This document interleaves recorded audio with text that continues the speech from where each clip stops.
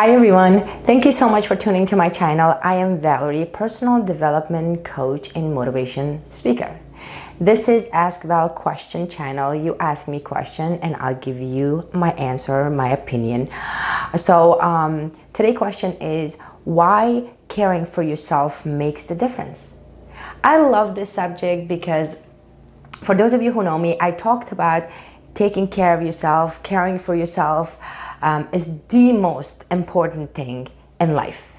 And I emphasize on this over and over and over and over again. Taking care of yourself or do self-love, it just gets thrown around so casually. People don't really break it down and understand that what that means. And that is because in today's society, with us being so busy with everything else around us, with our family, with our work, with our friends, so life can sometimes get chaotic. And the first thing that we forget to do in our life is to care for ourselves. And I know a lot of people says to me all the time, yeah, of course I care for myself. I love myself. I love my life and this and that, whatever. But when I break it down to how caring for yourself, just for yourself from inside out, can make such a huge difference in your life. And not only just one part of your life, from all aspects of your life. And a lot of us, and including me, believe it or not, taking this very lightly in life. So I wrote a blog about this, so if you guys wanted to read more about this in depth, you can visit my website, valerymolone.com. And of course, as always, best discussion always happens in my website. But for today, I'm going to give you guys a couple of pointers that what I mean by caring for yourself can make all difference in your life. So one of the things that people don't understand and don't really take it as serious or pay attention to is your gut feelings. Like, people really don't pay attention a lot to their feelings, how you feel, what your body's telling you. It's almost like unspoken language. We go around and we do so much till we get sick. And then once we get sick, we say, well, now I have to go to the doctor, now I have to start a diet, now I have to exercise. But it's so unfortunate that we have to wait till then to do something about our life or about our health or about our feelings. So one of the things that I always emphasize, and I say to people, that your gut feeling is actually telling you something.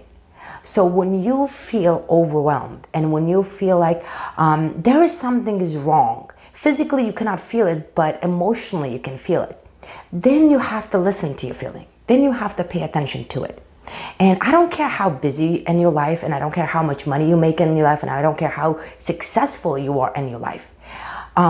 Caring about yourself is the most successful thing you can do in your life. Because think about it, if you can't take care of yourself, how are you going to help other people? How are you going to take care of other people? And I know the things that I'm saying is very simple, and you guys heard it before, but almost everybody always says, I know, but they never do. They never do. Our feelings, our self, our health is always like the third priority in the list, or some people even like the fifth or the sixth priority in the list, which is so sad. So one of the things that you have to pay attention to is about your gut feelings. The feelings that comes to you, that your exhaustion, that you work all day, that you're with your family, or you feel some type of way in your gut feeling. Listen to that. Pay attention to that. All you have to do is pay attention to your feelings and say to yourself, why do I feel this way? And you'll be amazed that little adjustment can make a lot of difference in your life. A lot of difference. Because a lot of people take that very for granted.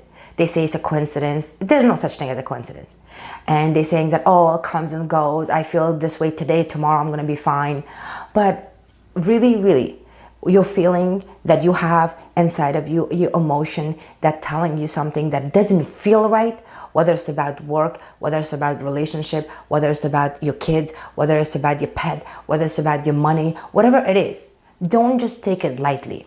Because a lot of time people don't pay attention to a lot of their feelings. So that's one thing you guys can do to just adjust your mind, just to listen to your feelings. Listen how your body feels and what your body is telling you. That's number one. Number two, find the work you love. Find the work that you love, and that is the most important thing in life. After paying attention to your feeling. Because think about it, we spend about half of our life in our work. And I know a lot of people say that, I have to work to make money to pay my bills. Or a lot of people work so much that are working in these huge companies, that name companies, that they're making money, or they want to develop their business. And I don't blame you, because I'm one of those people. I'm working on my business all the time to improve my business. But we spend a lot of time at work. And if you don't love it, it will actually put a lot of toll on your health. Because the people that you work with around you, the boss that you're working for, or your employees that are working for you, no matter how you look at it, your job is almost home away from home. So it's very important to take that seriously and pay attention that, do I love this job? Because some job you make a lot of money, but it's not even worth it. Because you're in the job for 10 years or for 5 years, whatever it is, you've made tons of money, but in the end, you're just so stressed all the time. And stress is the #1 killer in America. So you get stressed all the time. You don't have a time to spend with your family and with your friends, or even have time for yourself. You keep working because you wanted to make money. So what you need to do is downsize your life. You don't have to have 5 cars. You don't have to drive a Ferrari. You don't have to have a huge house. You just have to downsize your life and get a job that you love and make less money to live your life simply, but more importantly, healthy. So finding a job that you love is the most important thing. If you don't like your job, don't quit your job yet. Just stay in your job, but look for something else. Look for the job that you have so much passion. And a lot of people, I get asked questions all the time. I don't know what my passion is, and can I turn my passion to career? Of course. In today's society, we can do anything we want. And with the internet and everything, you can do a lot. So if you can even take 20 minutes, 30 minutes a day just to look for a job that you love, and leave the job that is stressing you, because it will put a lot of toll on your health. And that's why you have to care for yourself first.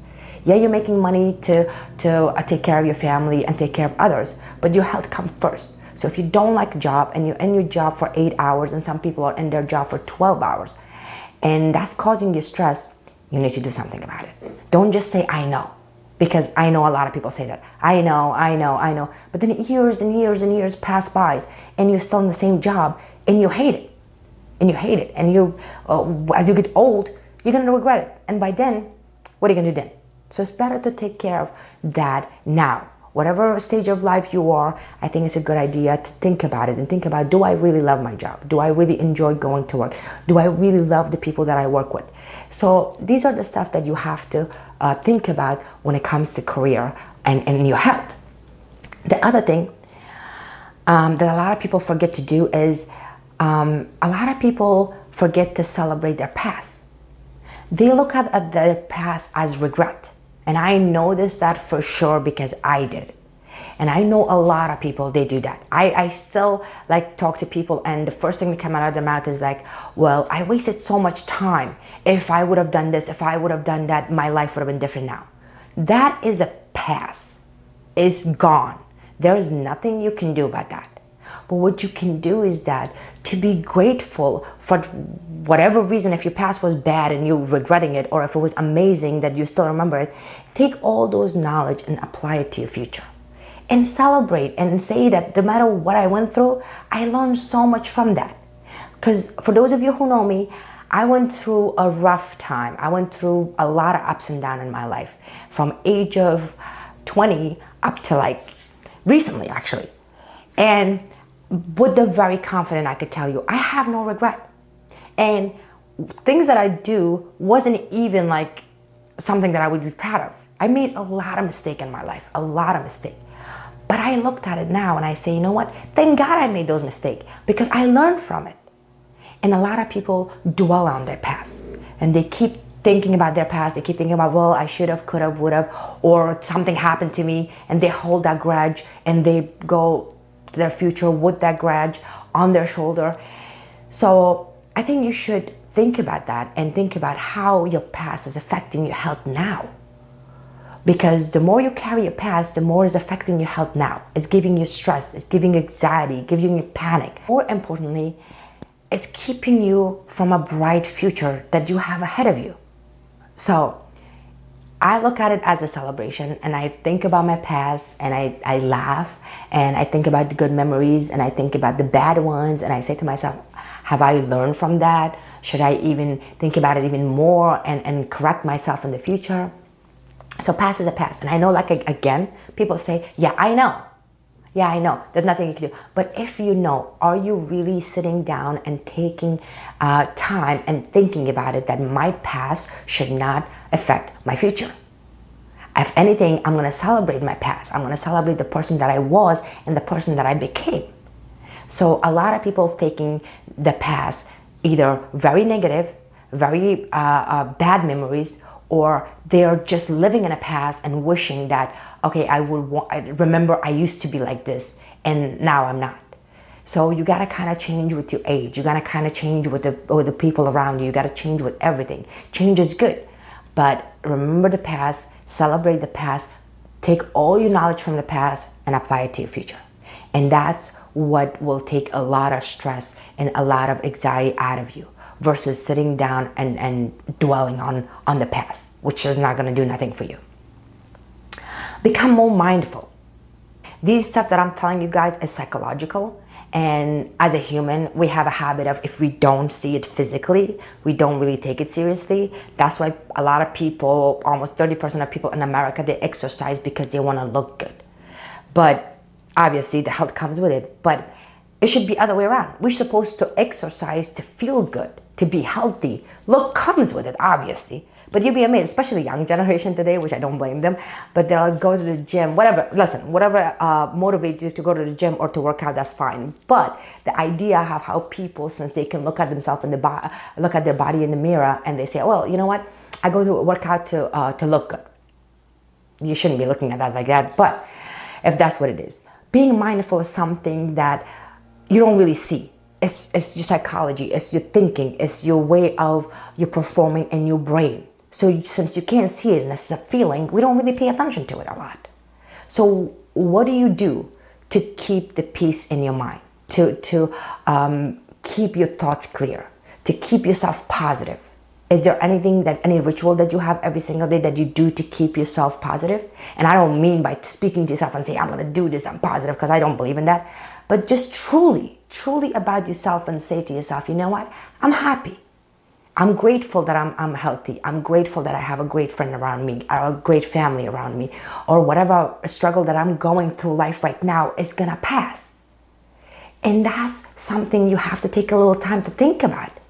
Every morning, I say to my client, and you can ask anybody that knows me, I say to them, when you get up in the morning, write 3 things that you're grateful for.